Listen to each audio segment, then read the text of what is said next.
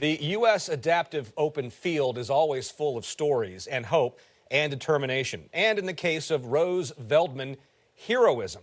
In 2010, Rose was a 10-year-old living in an orphanage in Haiti when that country was struck by a magnitude earthquake of 7.0. She lost her legs when a building collapsed on top of her. Her spirit, however, remains untouched, as we learned from this conversation on the range.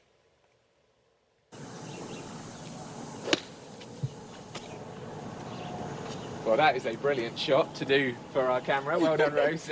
Rose Veldman, lovely to meet you. Thank you so much. Lovely to meet you too. Now, listen, the way you came about being disabled, the way you acquired your disability is an incredible story. Do you mind just telling our viewers what happened, please? Yeah, of course. So I lost my legs in the 2010 Haiti earthquake. And what ended up happening was everybody was running for their lives when the earthquake was happening. And I was in an orphanage. So what ended up happening was there was this little girl. She was 3 years old. Her name was Tilala.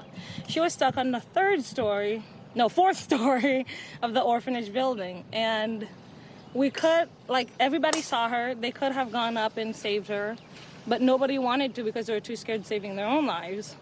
So I used to take care of the little kids in the orphanage, because the adults didn't do it. So I remembered her and I was like, I have to save this little girl. So I went up. As I was running up, the stairs were crumbling from underneath my feet, but I did make it up. So when I make it up, there was nowhere to go, and I hold her, and thank God for me, some of the adults saw me go up after her, and they basically said, throw her and we'll catch her. And I did throw her, and they caught her, and they told me to jump, and they'll catch me. So when I went to jump, the whole building came collapsing with me and landed on both of my legs. Wow. But the girl survived? The girl survived. She's 17 and she's doing great. You're still in contact? I'm still in contact with her to this day. Wow, that's amazing. Now listen, that resulted in you have one upper leg and one lower leg amputation. You wear the prosthetic. So just tell me first of all actually how you came to play golf. I came to play golf due to my adopted parents, because I got adopted right after the Haiti earthquake. My dad, his name's Rose Veldman.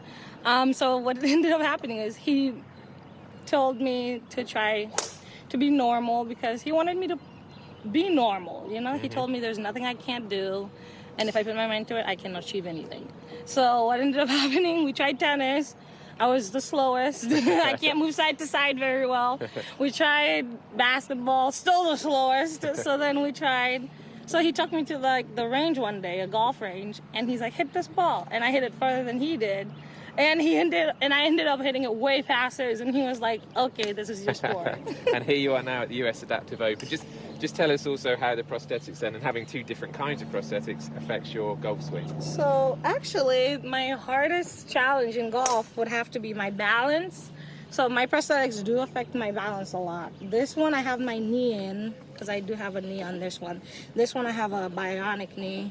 So it's harder to keep balance. So every time I hit, I have to take a step forward or a step back, depending on the shot or on the position of the hill I'm in.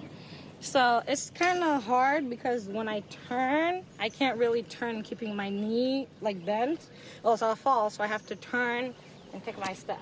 Well, listen, we've seen the Scotty Scheffler, Bubba Watson do that kind of thing anyway, so, that's nothing new. But listen, you're doing absolutely sensationally well, and enjoy this day two of the US Adaptive Open. Thank you so much.